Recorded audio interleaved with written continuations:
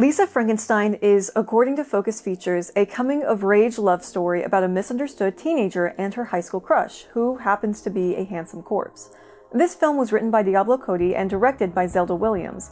I first saw Lisa Frankenstein when it hit theaters in February of 2024. It's an odd film, to say the least. Lisa Frankenstein is an amalgamation of genres tied together as a campy retelling of a classic novel, sprinkled with a plethora of references to early Universal monster movies, weird science fiction films, and classic 80s movies. The film did not gain much traction when it was first released, and I still find that few people know what I'm referring to when I mention this movie. There are obvious similarities and intentional differences between Diablo's story and that of its predecessor. Watching the film has caused me to consider the significance of using an adaptation of Frankenstein set in the 20th century as a vehicle of communication for a 21st century audience. Obviously, Frankenstein is a significant piece of literature, and the rhetoric surrounding both the original novel and the evolutionary imagery of the creature continue to permeate pop culture. What is interesting about Lisa Frankenstein is that, though it contains stark parallels to Shelley's original work, both in plot and central ideas, the thematic storytelling, the thing Diablo and Williams wanted audience to take from the film, has little to do with the themes with which Frankenstein is commonly associated. According to American film theorist J. Dudley Andrews' 1984 book titled Concepts of Film Theory, there are still several modes of relation between the film and the text. These modes can be reduced to three: borrowing, intersection, and fidelity of transformation. Lisa Frankenstein is undoubtedly an adaptation of transformation. The story is set in 1989. The gender and ages of the two primary characters has been altered to better suit a high school setting, and the language as well as visual imagery are better suited for a modern audience. Despite these transformative changes, Lisa Frankenstein is still faithful to the themes, aesthetic motifs, and plot of its source material. I need to point out that along with being an adaptation of transformation, Lisa Frankenstein is also a piece of Frankenfiction. Frankenfiction is defined in Sarah Sheehan's 2020 paper titled Gothic Remix: Monster Mashups and Frankenfictions in 21st Century Culture as a subgenre of film that is a hybrid Gothic with roots in surrealist collage and popular crossover narrative. It's campy and eccentric in its setting, costuming, and characters, and is filled to the brim with references to classic horror movies and other campy films. It's important to note that when referring to the term camp, I am using it as defined in Idigo Lempar's 2020 paper titled Review: The Most Monstrous Kinds of Art, Frankenfictions, as sincere parody in the sense that it repeats with distance, but its irony or play distances through overperformance, rather than opposition.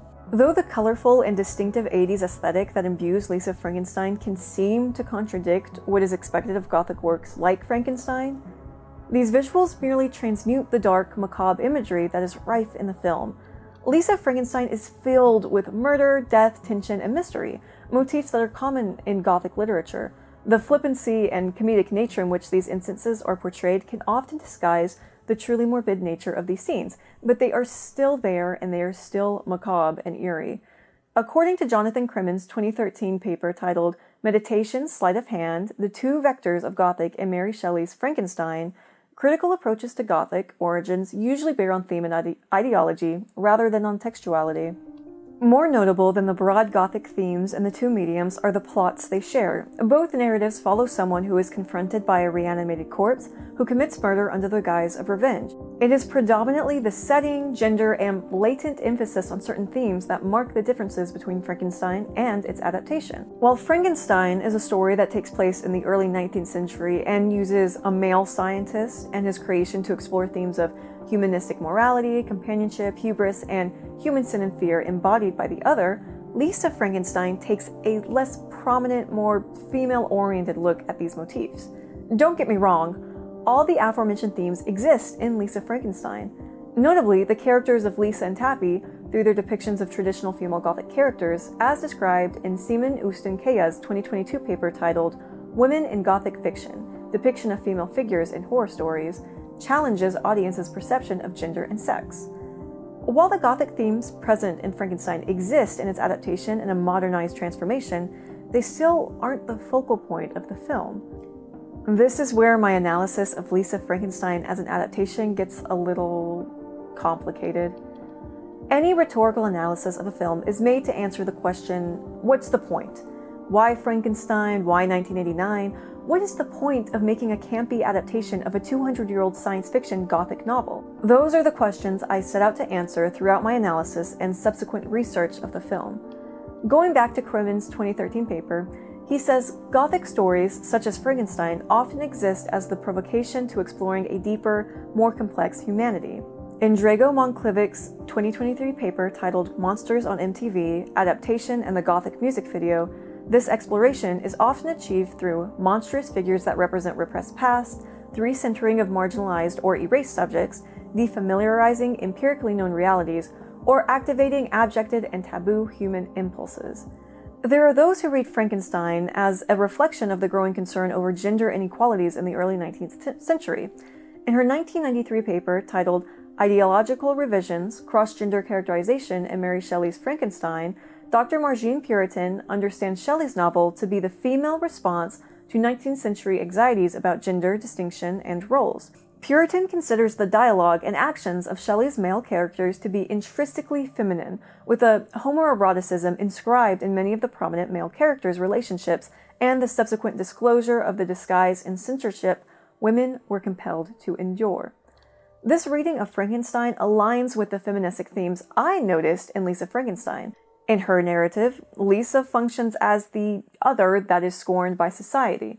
Lisa begins the movie as an awkward, homely social pariah whose abnormal nature is only emphasized by her popular and beloved stepsister. Lisa embracing her flamboyant and odd nature only furthers her ostracization and reinforces society's emphasis on ideal portrayals of femininity and womanhood. The fact that this movie takes place in 1989 aligns with the popularization of post-feminism, something Angela McRobbie describes in her 2004 paper titled Post-Feminism and Popular Culture as an active process by which feminist gains of the 1970s and 80s came to be undermined, while simultaneously appearing to be a well-informed and even well-intended response to feminism. Post-feminism stems from a belief that women have achieved equality and, as a result, no longer need a feminist movement. The context is incredibly pertinent considering the audience viewing Lisa Frankenstein is still coming to terms with the overturning of Roe v. Wade and ongoing discourse surrounding a woman's right to bodily autonomy. Okay, I got it. Lisa Frankenstein is a transformative adaptation that modernizes 200-year-old rhetoric for a 21st century audience to emphasize the ongoing gender inequality still plaguing society. That's the point! Except, readings of Frankenstein like the one made by Puritan are not common. The gender-specific themes that can be found in Frankenstein are not present in a similar manner in Lisa Frankenstein.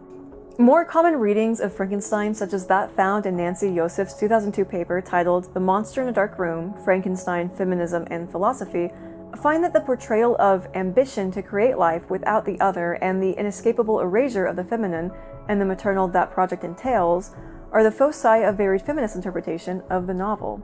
It is worth mentioning that Shelley's work is often considered to be autobiographical to a certain degree. According to Charlotte Sussman's 2004 paper titled Daughter of the Revolution, Mary Shelley in Our Times, Shelley gained relevance in feminine discourse in the 1990s because of her literary representation of being a daughter, most specifically, the daughter of Mary Wollstonecraft, most broadly, the daughter of the revolutionary ideals of the 1790s, including radical hopes for a change in women's social and political status. In this regard, one could consider Lisa Frankenstein and the titular character to represent Shelley's connection to feminism and discussions surrounding gender inequality more than what is explicitly found in Frankenstein. Like Lisa, Shelley was a teenage girl when she was creating discourse-riddled text that called into question social structures that inhibited gender discrimination. Though I think there is legitimacy to my interpretation of Lisa Frankenstein, it was made after months of extensive research. The average viewer is not going to come to that conclusion after their first watch of the film. Ultimately, I can't say for certain what the intended rhetoric of Lisa Frankenstein is. Diablo and Williams have discussed some of the themes that were intended with their movie, but they don't align with those found in Frankenstein. Still, the similarities between the two mediums cannot be ignored. Maybe Diablo wanted viewers to have an extensive background knowledge of Mary Shelley and Frankenstein before watching the film. Maybe someone with more degrees than I currently have needs to study this movie. Ultimately, art and rhetorical interpretations are subjective. Personally, I have come to my "what's the point of this film" by using Andrew's assertion found in his 1984 Concepts of Film Theory that adaptations be used as we use all cultural practices, to understand the world from which it comes and the one toward which it points. Lisa Frankenstein emphasizes the persistent role that gender inequality has played in society, and reinforces the importance of acknowledging this disparity. It is only once we recognize and acknowledge an issue that we can begin to change it.